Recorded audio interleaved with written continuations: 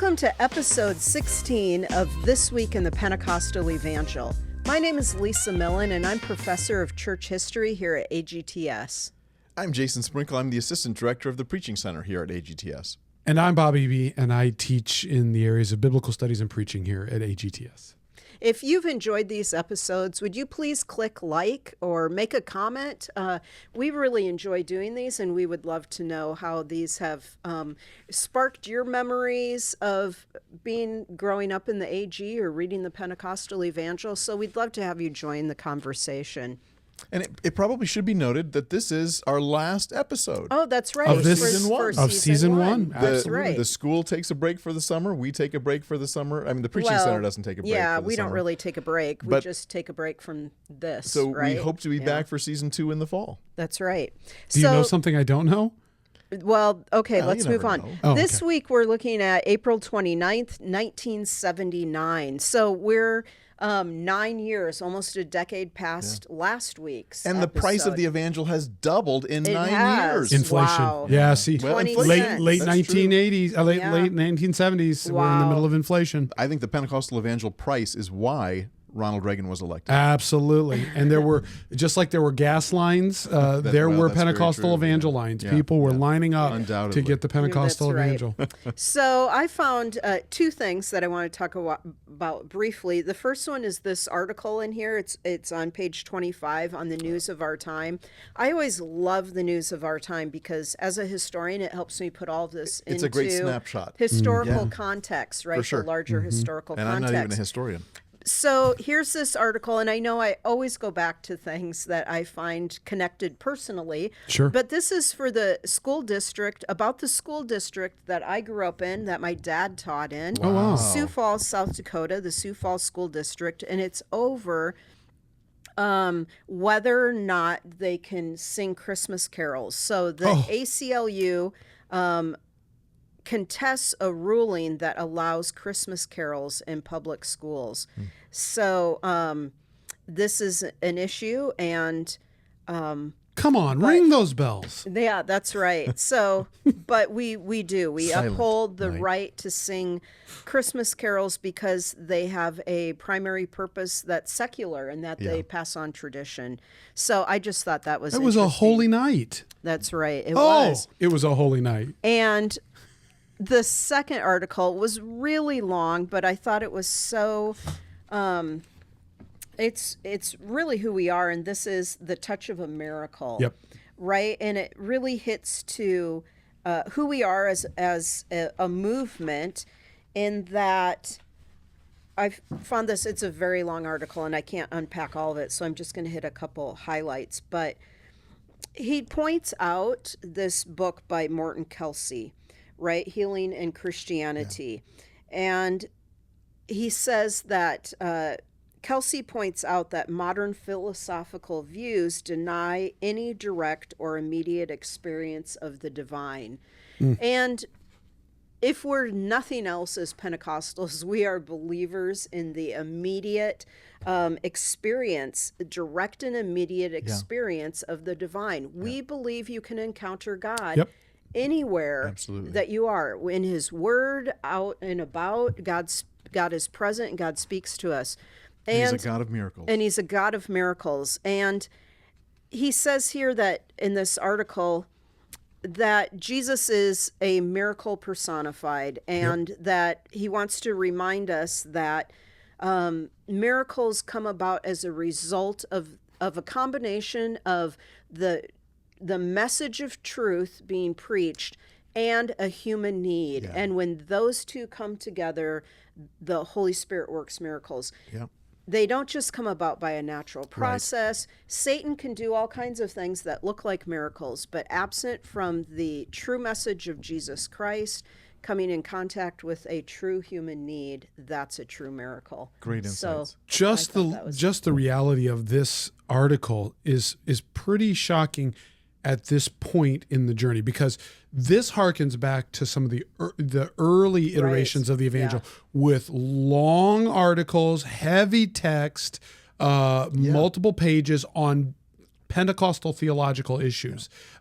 We had, even by the late 70s, our articles had become shorter, they'd become more popular, they'd become more denominational in focus. For sure. But this one is a return back It to is. what you would have found in a 1930s or a 1920s Pentecostal Evangel. Long article, A defense of one of our distinctives. defense of one of our Right, theological yes. perspectives. And brings in like C.S. Lewis, Yeah. brings in, this book by Morton Kelsey. So lots of research gone into A lot of research into Yeah. that one. So I into was, that one. and maybe one of you knows, I don't. What was there something that precipitated this? Because it's a long defense of believing that it's okay to still believe and expect the miraculous today. Did Right. something happen in the church world that had brought that into conflict? I mean, beyond just the writing of the book, but I was struck that it was such a long I defense of think- something that I grew up taking for granted, I suppose. Well, so I think he's trying to say here that these aren't tacked onto the gospel as optional, and but he's making a real case in here for what's a true miracle. Oh, interesting. And so I'd have to really think about what's going on in church history at Sure. that time in the 70s. Yeah, it is but- interesting, right? I mean, Because we're post the post-war healing crusades. Yeah. We're Catherine Kuhlman may have been Yeah, this is 79. in 79. I don't know. Cessationism has always been a steady foe of Pentecostalism, but I don't know that it would have been any more Pronounced, prevalent yeah. Right. in the 70s. In fact, I would think with the rise of the charismatic movement, you would probably see more openness to, and maybe that's what it Right. is. Maybe it's Yeah. trying to establish a classic Pentecostal maybe, voice sure. in the light of the rise of charismatic renewal emphases on miracles. Maybe we're trying to redefine or keep our focus as a classic Pentecostal group on Yeah, miracles. maybe because he's saying here it's a grave mistake for the church to ever alter the basic Bible message in order to communicate with the world. So Interesting. maybe it's responding to an early move towards maybe a seeker sensitive Interesting. sort of. Well, I Yeah. I feel like I won this round of Stump the PhDs. So Yeah, there you go. Made us think more deeply. Well, I'm gonna do two things here on page 25 as well. Evangelical set up council on financial accountability. Interesting, right? Right. And the ECFA is still around. Yeah. It still functions, and it is still sort of a watchdog. watchdog organization. It's still a seal of approval. Yeah. If you can get that, a couple things that stand out. It will promote voluntary financial disclosure among evangelical agencies and the acceptance of a uniform standard. So that voluntary openness. And I will say, when you read the history of the Pentecostal Evangel, the Assemblies of God in its earliest days was stunningly transparent. Absolutely. Yeah. Stunningly transparent on its finances. And it was a value, right? Some of our forming prerogatives were about where this money is going and making sure it gets to missionaries who are Right. 100%. You had this clear disclosure. The evangel, the proceeds of the evangel were used Right. to pay for the overhead of the missions department, so that every dime that came in went to the missionaries or the mission work. We had large blocks of time in the evangel where individual, not just church giving, but church giving too, but individual gifts to missions were highlighted. They had Right. places where they Yes. would publish. You can find in the early days of the Assemblies of God, not just in the Evangel, but where they published in the minutes the actual bank account Right. number of the General Council's bank account. And I will just say, transparency. That this voluntary transparency they were talking here, I don't think that should have gone or needs to go out of style. Right? Absolutely. Voluntary financial accountability in the local church, in the district level, and again, we used to take it to extremes. Sure. When you and Yeah. I left Bible college and went Absolutely. to Illinois When I first district, started. Yeah. in the Every handbook, minister's tithe. in the report that was distributed at district council, every single minister's tithe was listed. I think Wow. it's the first thing every minister turns I turn to, yeah. Now, again, I'm not saying we have to do all of that, but I do think, But the pendulum has gone too far the other way, in a sense. are we Well- voluntarily transparent? And I don't know if we are. And if we're not, why are we hiding something? Maybe I've gotten myself... No. Well, Well, I you brought it know, up because I brought it up for a I reason. think, It is opaque today. It is. And You that's know, a problem. in our most recent Influence magazine, I think Brad Kessler has an article does. on Yeah. transparency, right? Yeah, and on the it was a good importance of article. that. Yeah, I appreciate Brad. I do appreciate Brad. Now, I will also highlight on the very next page, Berean. Yeah. Our correspondence school, which was thriving and functioning at this point. Absolutely was. In fact, I found in my house, my parents' house, I found old Berean courses from probably this time period in my house, in my parents' house, when we moved my mom out. Now, here's the fun thing. Berean School presents a new course. Well, this is exciting. Is it on Pentecostal distinctives? Right. Is it on preaching? What's the new course? Director of Church Instrumental Music for Home Study. Yeah. Okay.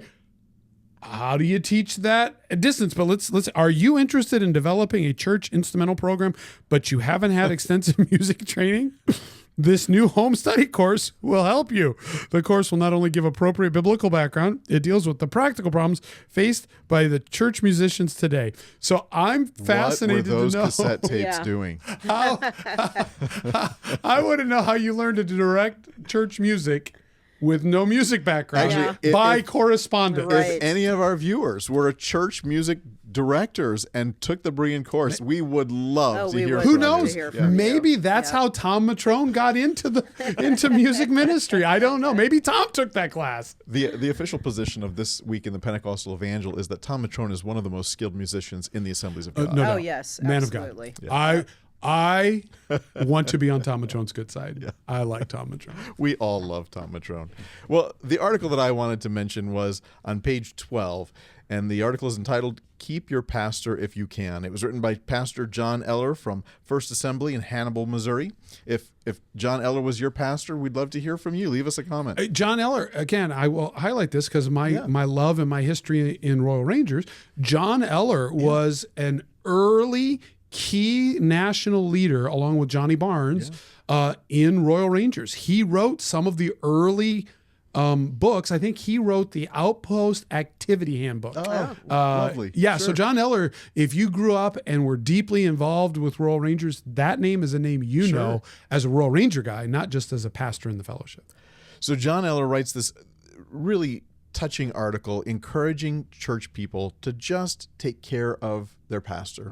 He talks about how important the local pastor is. I mean, he goes in this article about how longevity matters, right? And 2 years is hardly enough time to get to know a congregation, let alone the community that he serves in. So true. And I thought it's worth mentioning. All of his points are still valid today.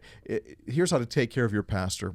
Encourage him. Speak well of him to others. Give him the benefit of the doubt. Allow him time for his family and personal life. If you must disagree with him on a given issue, let him know that you're not against him personally, and keep in mind his growing financial needs. Still sound advice. Wow, yeah. From a thoughtful pastor. Okay, so here's the thing. What would be different about those formulations today? I hear it. It strikes my ear. Very interesting when you read them out loud. Okay. What would be very different about how we would write that? The encouragements, I think, are all the same, but we would write that very different. Did you guys catch anything? I don't know. What do you think? What did you catch, Bob? Every encouragement, the pastor is termed with a masculine pronoun. Oh, that's true. Every That's true. one of Lisa, them. you should have caught I that. should have Yeah. caught that. I'm just so used to hearing it, right? Yeah. Well, I'm glad I brought it up. Well, Yeah. that's great. Good job pointing that out, Thank you. Bob. Hey, Yeah. I'm advocating for our I women appreciate ministers. that. I Yeah. appreciate that. And it's something we do well at the seminary, We I do. think. Thank you for joining us for this week in the Pentecostal Evangel, and thanks for joining us this season, and we hope to see you again in the fall.